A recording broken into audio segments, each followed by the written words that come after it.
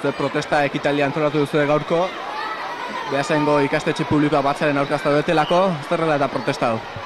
Bueno, protesta hau da, zeati guk behin da berriz gu esaten ari geana da, eozer gauza egin behar dela, egin behar bada, kontutan eduki behar diela danan pentsamentuk, eta behin da berriz esaten ari geana da, denok initzen behar dela, gurekin pentsatzen dut, gukin oain arte, ez diuela kasoikin guk esan deunari, eta nahi deuna da, denon artean adostutako proiektu bat aurrera ateratzea.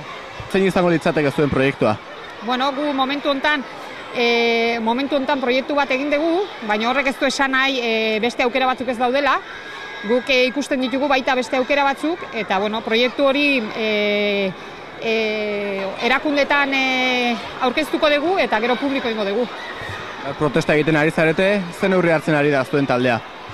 Bueno, gu konturatzen aigea, momentu honetan jarri dueia matrikulazioa batetik 12, eta oain arte esan degunak ez diela kontutan hartu, eta protesta egiten dugu, adierazteko ez gaudela adost, eta epe hori urtebetez atzeatzea nahi degula proiektu adostu bat lortzeko.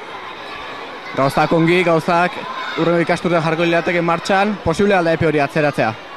Bueno, guk hori espero dugu. Gu pentsatzen dugu hori posible dela, eta hori pentsatzen degulako lanean ari gara.